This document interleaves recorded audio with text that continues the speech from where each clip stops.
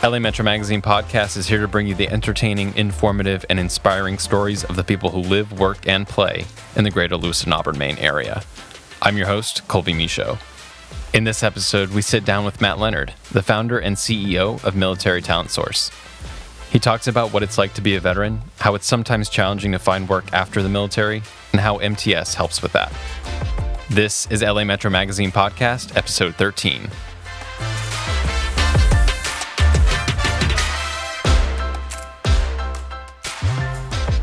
Hey, Matt. Welcome to LA Metro Magazine Podcast. Well, thanks for having me. Thanks for joining and thanks for stopping by. For those that don't know who you are the founder and CEO of Military Talent Source. Correct, yep. Can you talk a little bit about what that is? And then we'll switch gears and we'll go sort of into the past and get your background and all that too. Yeah, sounds good. So basically, Military Talent Source is a for-profit company that I founded after I left the Chamber of Commerce nearly 4 years ago now. So essentially, the long and short of it is companies, associations, colleges, training institutions pay us to find separating veterans to meet and fulfill their opportunities that they're offering. Gotcha. Okay. So we're definitely going to talk more about military and veterans and your business. But before we do, let's go back in time and share what you'd like to share with your background and how you got into the military. Yeah. So I was born and raised in Portland. And as soon as I graduated high school, I joined the Navy, served for 21 years, came back to Maine, and my first job when I got out of the service was president and CEO of the Lewiston-Auburn Chamber of Commerce. And what I realized while I was there was my buddies were calling me up in the military and they were saying, "Hey, Matt, what's wrong with me? I can't even get a job interview." And at the same time, I was talking to business owners every day who said their number one challenge, particularly here in Maine, was not being able to find the talent to fill their jobs. So when I left the chamber, I realized, well, that seems like an obvious issue, an obvious problem where, maybe we could go to work to fix that. So that's what Military Talent Source does, is companies pay us to find the talent to fill their opportunities. And, the benefit is to the military member because it's no cost to them. So we have job openings and industries all over the country, all different types of jobs at all different levels. And every day we're looking and talking with veterans who are getting out of the military and kind of counseling them on how to be a fit for that job, as well as informing the client why that military member, who may not have a typical resume, is going to be a fit and an asset for their company. Yeah, and what are some of those qualities and traits of a military veteran that companies are looking for? Yeah, like every company will tell you right out of the gate, they want someone who's going to show up on time, do what they're told, can follow direction, can be loyal, dependable, and have a little bit more of a spine today than probably what you see a lot. Military members are used to taking correction and having constructive criticism, so they have this foundation of ability and attribute that's going to make them a great employee. Usually the deficit is industry experience per se, or certain certifications that you would see in the civilian world that they might lack. So, but what we tell companies all the time is you can hire the person and train the proficiency. So once you change that mindset, your company can be a lot more successful in filling the roles that it needs to in order to make more money. Do you have any stories or case studies you want to share that were success stories, in other words? Yeah. So, we work with a large solid waste industry company here primarily in the Northeast. And what I think is really unique is we were able to find a young female separating from the Coast Guard. She was a young officer, Coast Guard Academy grad, and never in a million years would have even looked at their industry, but became a fit for a management position. So that was a six-figure salary, full benefits, stock options. So this isn't like, not a great opportunity. This is a win-win for everybody.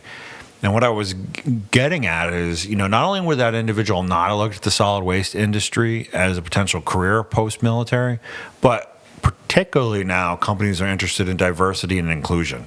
So that industry is primarily male-dominated, but here we were able to bring a young female leader in with bona fide experience, being a Coast Guard Academy grad and a lot of management experience to enter their industry. Right. So. Yeah, that's cool. How does Military Talent Source find the veterans to connect to these companies? Right. So it's myself and 5 other people. So there's 6 of us full time right now. We're looking to grow here shortly again. But there's no substitution to person connection. So every day, one of our members of our team is on a military base somewhere talking to people who are getting out of the service.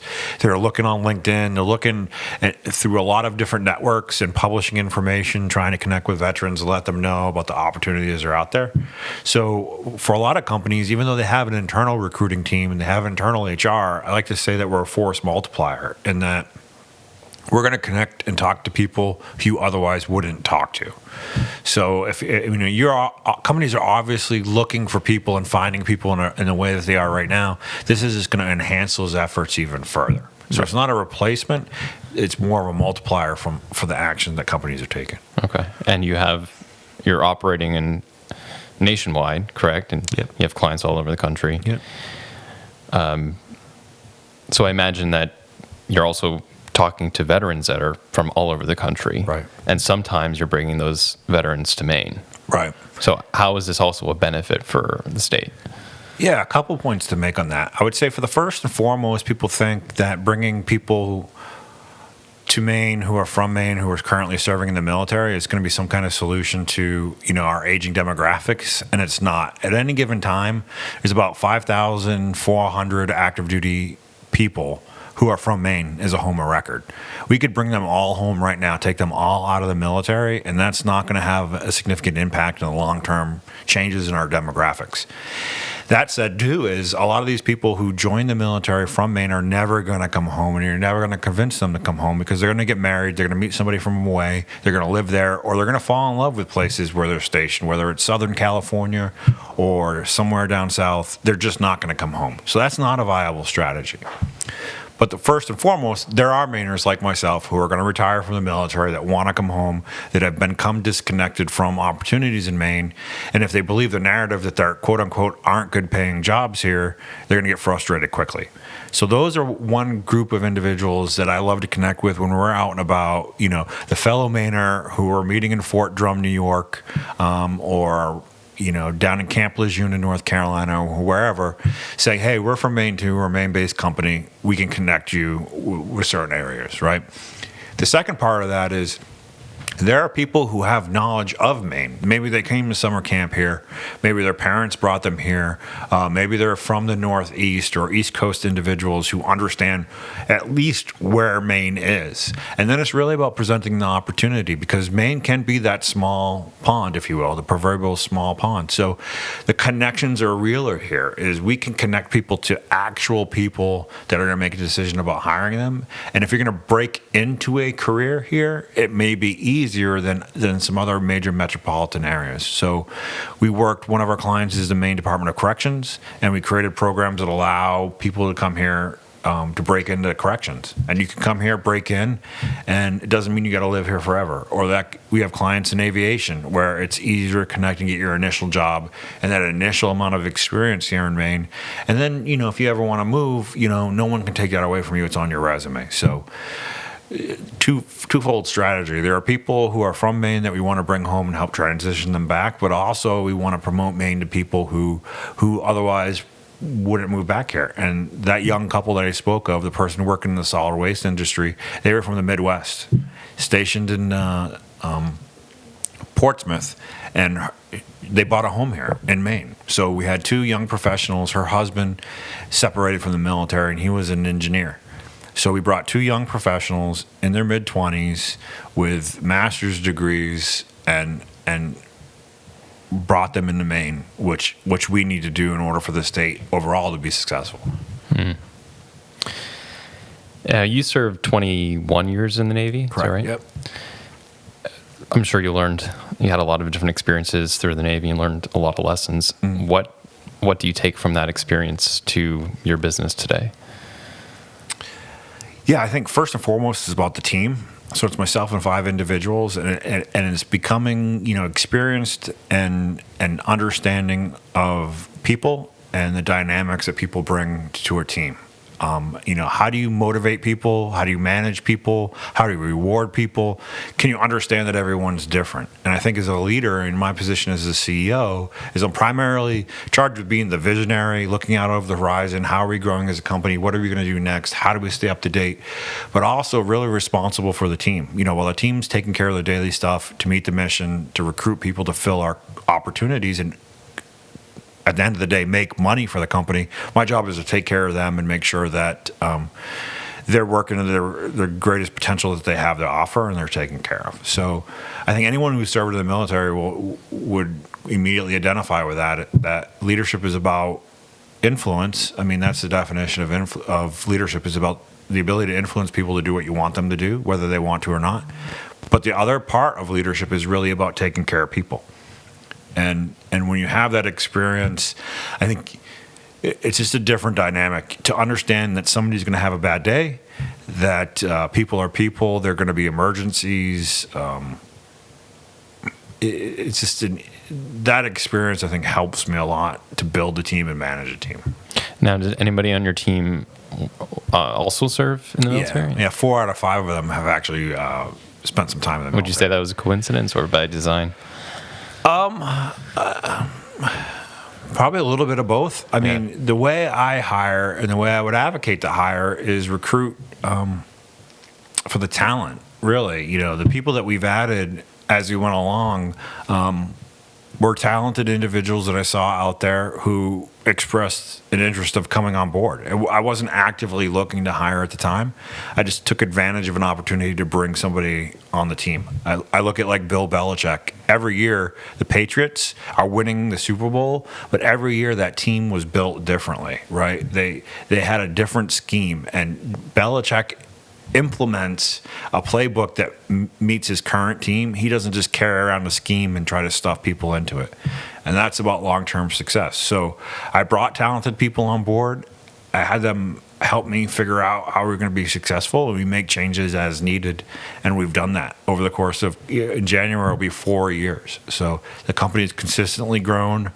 And I think a lot of that has to do with bringing in good people and being mindful of the team, that nobody is successful by themselves. Yeah. And so now it's towards the end of summer 2020, and we're about 6 months into a pandemic. How has coronavirus affected your business and how you operate? Yeah, I think like a lot of people thought it was the beginning of the end, but not to break my arm patting myself on the back, but when I built Military Talent Sources, we're a 100% telecommute company. So we didn't invest in overhead that didn't help make money. So we don't have an office. We don't have physical space. There's no requirements for people to show up at a specific time at a specific location. So Fiona, who's on our team, actually lives in Connecticut, and people live all over the state, the other 4. That obviously positions us greatly because we were using, Microsoft Office 365, and we're using Ring Central, which installs an app on your phone, so it's like you have a business phone with you. So everything we were doing was already designed to be successful in that environment, so there was literally no hiccup at all. That said, I'd say the second thing is we lost no clients during the height of the pandemic, and that's because I like to say that MTS is a relationship-based company.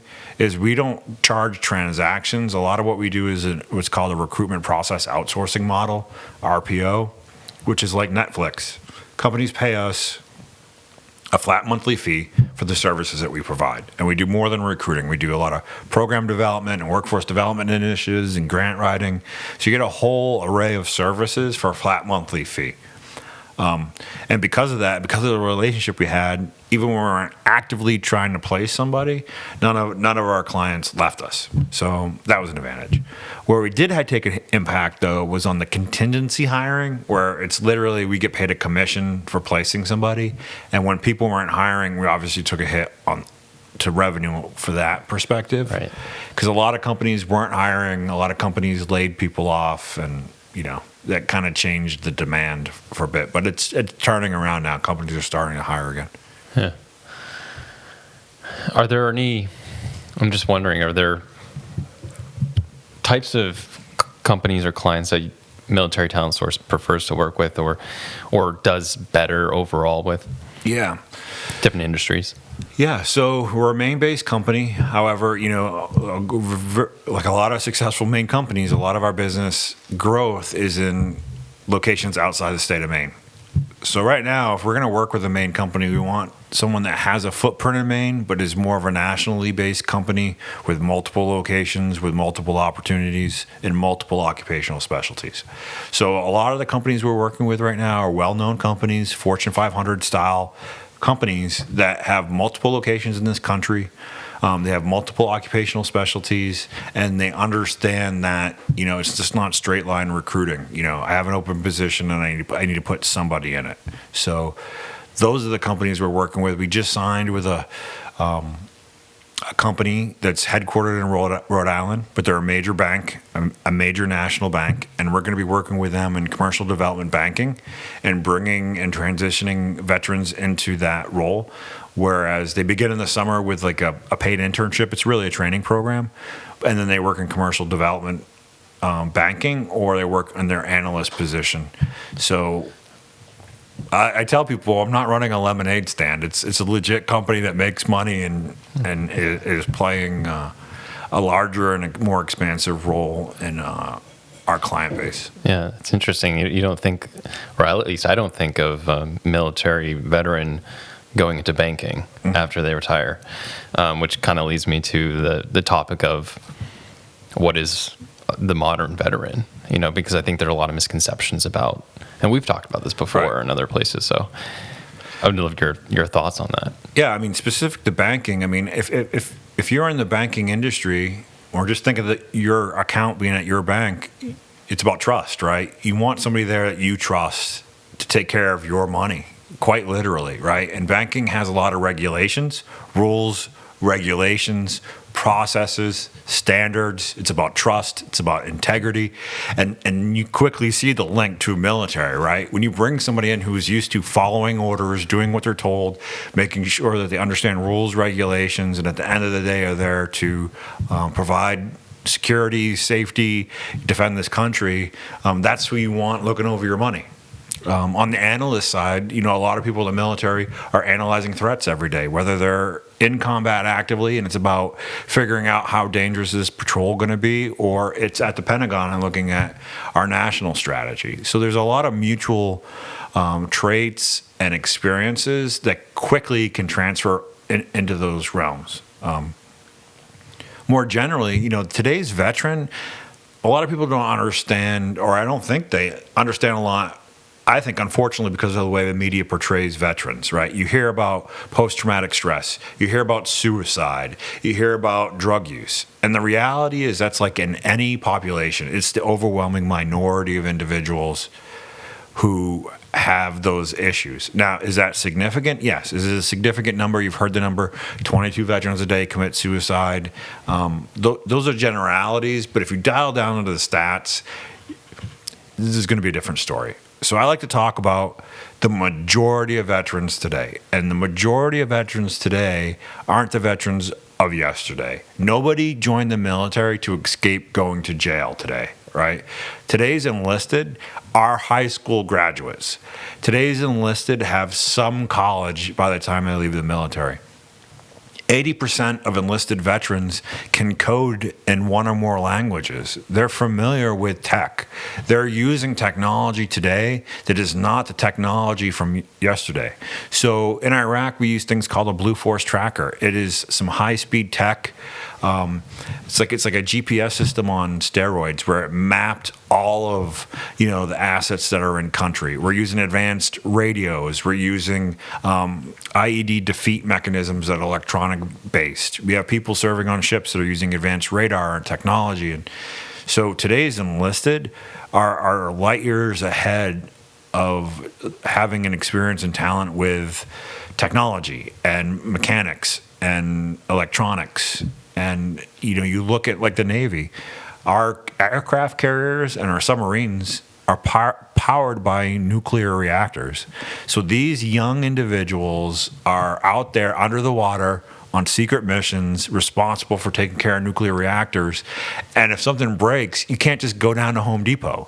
Like, these people have had an awesome responsibility and have some tremendous training that the average person in America just doesn't get today. And then not to mention that the people in those positions have a security clearance, which means they've been under a tremendous amount of scrutiny, so you kind of know what you're getting. Hi, I'm Nicole, Association Director of Health, Wellness, and Fitness at the YMCA of Auburn-Lewiston, here with a few tips on how to keep your family engaged and excited about staying active. Make small changes at first until everyone is comfortable and it becomes a routine. Make it a regular part of your day, whether after dinner or starting the weekend off with a morning walk, for example. Schedule time on the calendar.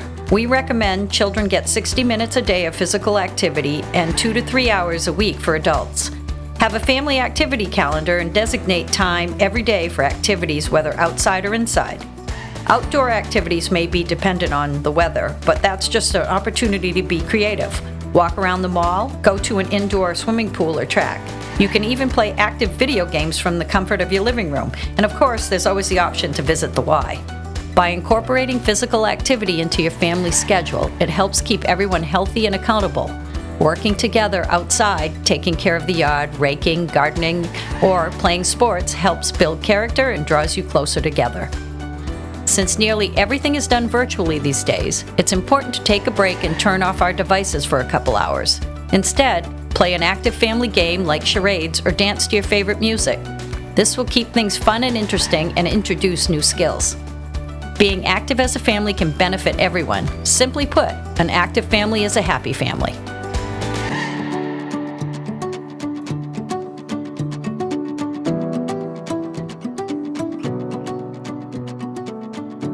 I'm curious about when someone does retire from the military and then finds you guys and you help them find a new job.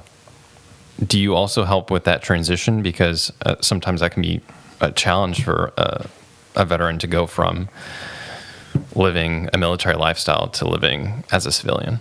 Yeah, absolutely. So we're actually working with a couple of people right now. And it's like I said before, we were a relationship-based company, but that's with our clients. But a lot of times with the candidates we're helping to place, we develop friendships and have, it's someone there to be a sounding board and provide some reality. Because I think not only do civilians have misconceptions about today's veteran and about hiring them and their experiences, the people who have been in the military, whether it's 4 years or 21 years, may have misconceptions about the civilian world and what reception they're going to get.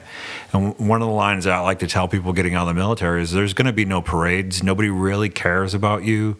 When they say thank you for your service, it's more reflexive in a politically correct society. And the closing is I tell them all the time, just because they let you on the plane first doesn't mean they really care about you. It doesn't mean they're going to give you a job. So a lot of veterans today think, I see all this fanfare, I'm going to get out and everybody's going to want me and everybody's going to want to give me a job and everybody's going to pay me a lot of money, and they get slapped in the face immediately and they realize that's just not the case. So it can be eye-opening for sure. What was your transition like? Because you retired from the Navy, and then I heard the story, maybe it was from you, that you literally got in the car the next day and drove from California to Maine to take a job here in Lewiston-Auburn. Yeah, I got really lucky. I knew, Maine was on my radar. I knew I wanted to do something pseudo-political primarily. And I was fortunate to see the job opening, and it was a 4 or 5 month hiring process. It took forever. But fortunately for me, the timing was right to where I had my retirement ceremony. I got in the car, I drove here the next day, but technically was still active duty for a couple months. So I was getting 2 paychecks and life was good, and I hit the transition timing perfect. And most importantly, I was very fortunate in that I had some good mentorship, right? There are people in Maine who I'd worked with in the political realm who were experienced veterans who were very successful, who were that sounding board where it is non-PC advice given on how to conduct yourself and what to do and how to think and understanding differences. To me, I could not understand why, I'm applying for a job in November of 2014 and I didn't get the offer until April of 15. Like, to me, that seemed indecisive, inefficient. What a waste of time. To me, I thought, like, wow, it should be obvious. Like, interview the people you're going to interview, make your hire, and move on. And that's not how it works in the civilian world. It's a lot slower. And what we call it in the military is a sense of urgency, right? Like, there's less of a sense of everything in the military is time oriented, time sensitive. It's hurry up, hurry up, hurry up. And there's a lot of terminology in the military like that. Hurry up and wait. Sense of urgency. And that's applicable in a hiring perspective, because for military, it doesn't matter if you're hiring. If it takes a company a whole week to go through a hiring process, that's going to seem like a long time to somebody in the military. Right. Let alone most companies today, they take 3 weeks or longer, which I think is too long. And we work with a lot of companies on their process and kind of open their eyes to some of those things. Do you take that sense of urgency to military talent source? Yeah, I mean, I think. Do you instill that in your team? Yeah, we were actually, that was part of our phone conversation this week. Is getting things done. Like, you got to get things done, and things aren't done until they're done. And I think a lot of the civilian world is much more complacent and accepting of mediocrity than someone in a military background. So, and that's what's going to take, to build a company. Amazon started as a home-based business, and if there wasn't a drive and a constant desire to improve and build and get better and, work harder, Amazon wouldn't be what it is today. I mean, Apple started in a garage. Like, some of Facebook started in a college dorm. Like, you think of America's largest companies, most successful companies that started as an idea in somebody's garage or dorm room. So anything's possible. But it comes down to that individual and in the leadership. Are you willing to accept? What are you willing to accept? And you see a lot of that in Maine, right? Small business owners, you have a choice to make. And when I have friends that have since started small businesses all over the country, and for a time I did some small business administration, small business counseling, and I quickly tell somebody, like, okay, you're interested in having your own business. Is it a lifestyle business or is it a business? Because those are two different things. If you're just trying to do something to earn a specific amount of income to get by, that's a lot different type of business than a business, right? Where you're going to hire people and you're going to try to grow to an extent where you can have maybe a buyout type offer where you're going to sell your company, make a lot of money. So for me, it's the latter. We're growing year over year for sure, growing as a company, hiring more people, adding larger clients, making more money. That's my goal. My goal is not to just make enough of an income to be comfortable. Right. That was, from the beginning, that was part of the plan and strategy, right? Right. Yeah. I'm not in it. I'm not interested in just having a lifestyle. Like, it's go big or go home. Like, that's what we're driving for. And I communicate that to my team. They know too. I'm not here just to say I own my own business and make up my own title and feel important and be able to control my day. And, quite frankly, being a business owner and having my own business, I work, 60, 70, 80 hours a week. I'm always working. So, it's a lot of the jobs that I've had, I've always had I always worked hard and had a hard work ethic. But the difference now is I actually reap 100% of the benefits that I invest into my business. And you're also 100% accountable for everything that happens. Exactly. Yeah. Yep. At the end of the day, it doesn't matter what happens. It's my fault. And that's something else that military people are very accustomed to, is owning, having ownership. Yeah. Yep.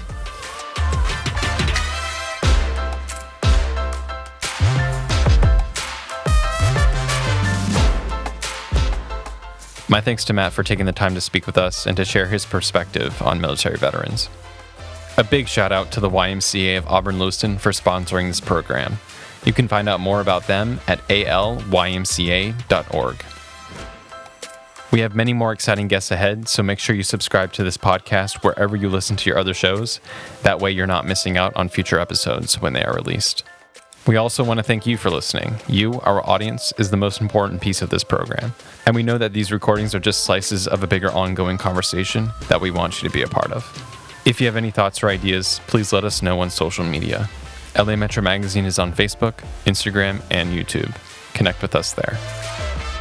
Positive vibes and well wishes from all of us at LA Metro Magazine. Until next time, I'm your host, Colby Michaud. Make sure you're being entertained, staying informed, and getting inspired.